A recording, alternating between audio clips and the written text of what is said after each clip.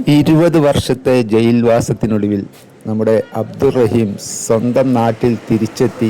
ഉമ്മയുടെ അടുത്ത്. എന്തൊരു സ്നേഹമല്ലേ ഉമ്മയും മകനും. അടിപൊളി. കാണുമ്പോൾ തന്നെ കണ്ണിന്ന് വെള്ളം വരും കേട്ടോ. ഒരുപാട് വർഷത്തെ കാത്തിരിപ്പിന് ശേഷം ആ ഉമ്മാക്ക് മകനെ തിരിച്ചു കിട്ടി എന്ന് തന്നെ പറയാം. എന്തായാലും ഒരിക്കലും രക്ഷപ്പെടില്ല എന്ന് മനസ്സിൽ വിചാരിച്ചിട്ടുണ്ടാവും നമ്മുടെ റഹീം. ആ റഹീം ഇതാ ഇപ്പോൾ നാട്ടിലെത്തിയിരിക്കുകയാണ്. നാട്ടിലെത്തി ഒരുപാട് ആളുകളുടെ സ്വീകരണം സ്നേഹമൊക്കെ ഏറ്റുവാങ്ങാം കേട്ടോ. അതിൽ പ്രധാനപ്പെട്ട ആളാണ് നമ്മുടെ ഈ ബോച്ചെ ആണ്. പൈസയുടെ കാര്യത്തിൽ ഒരു തീരുമാനത്തിലെത്തിക്കാൻ ബോച്ചയ്ക്കാണ് കഴിഞ്ഞത്. 43 കോടിയോളം പിരിച്ചു. അതിൽ 34 കോടി അവിടെ ആയിട്ടുണ്ട്. കറക്റ്റ് അറിയില്ല കേട്ടോ, 43 കോടി എന്നാണെന്ന് കറക്റ്റ് അറിയില്ല. ഏതായാലും വലിയ വലിയ ആളുകളൊക്കെ വരുന്നുണ്ട്. ഇതാ നമ്മുടെ member of parliament MP MK Raghavan പൊന്നാട അണിയിക്കുകയാണ് നമ്മുടെ റഹീമിനെ.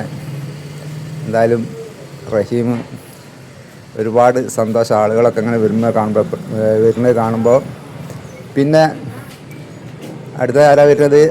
ടി സിദ്ദീഖ് അതാ വരുന്നത്. നമ്മുടെ വയനാടിൻ്റെ MLA, അതുപോലെ നമ്മുടെ കേരളത്തിലെ ഒരു മന്ത്രി. എന്തായാലും നല്ലൊരു സ്ഥാനം ടി സിദ്ദീഖിന് കിട്ടി. ടി സിദ്ദീഖ് അബ്ദുറഹീമിനെ കാണാനായിട്ട് അവിടെ എത്തി, റൂമിലെത്തി, വിഷ് ചെയ്തു. ആര് വന്നാലും ആലിംഗനം ചെയ്യുക, അതുപോലെ കൈ കൊടുക്കുക. ഇപ്പോൾ അതാ പൊന്നാട അണിയിക്കുന്നു റഹീം. ഇങ്ങനെയുള്ള വലിയ വലിയ ആളുകളൊക്കെ വരുമ്പേ ഏതായാലും വളരെ സന്തോഷമാണ് റഹീമിൻ്റെ മുഖത്ത് കാണുന്നത്. ചില നേരം കണ്ണിലൊക്കെ ഇങ്ങനെ വെള്ളം നിറയുന്ന കാഴ്ചയും കാണാം കേട്ടോ. ഏതായാലും ഇനി അങ്ങോട്ട് ജീവിതം എന്താണെന്നുള്ളത് ഒക്കെ തീരുമാനിച്ചിട്ടുണ്ടാവും അല്ലേ മുകളിൽ നിന്ന് ഒരാൾ. അപ്പോൾ നല്ല ഹയറായിട്ടുള്ള ജീവിതം ഇനി മുമ്പോട്ട് നടക്കട്ടെ. നല്ലൊരു ജീവിതം, നല്ലൊരു ജോലി, നല്ലൊരു പെണ്ണ് ഒക്കെ റെഡിയായി കിട്ടട്ടെ. ഇത് കൂടാതെ നമ്മുടെ കോഴിക്കോട് കാളി അവിടേക്ക് വന്നുകൊണ്ടിരിക്കുന്നുണ്ട്. വരുന്നതാ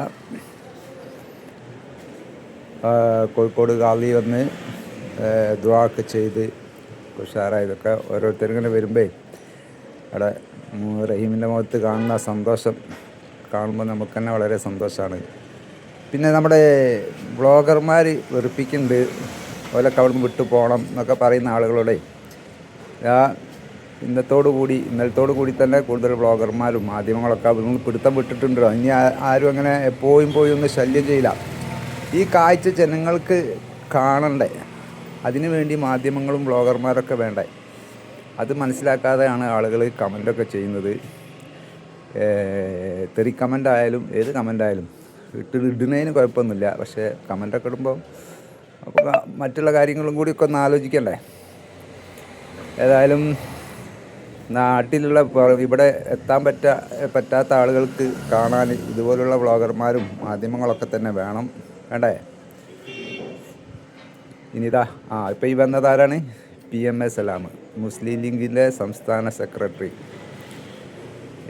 അങ്ങനെ ഒരുപാട് Malappuram block panchayat president, Farook municipal chairman, അങ്ങനെയുള്ള ഒരുപാട് ആളുകൾ വന്നിട്ടുണ്ട് കേട്ടോ. പിന്നെ അതുകൂടാതെ നാട്ടുകാരും പിന്നെ റഹീമിനെ അകമഴിഞ്ഞ് സഹായിച്ച ആളുകളൊക്കെ ലോങ്ങിൽ നിന്നൊക്കെ ഇങ്ങനെ വരുന്നുണ്ട് കേട്ടോ.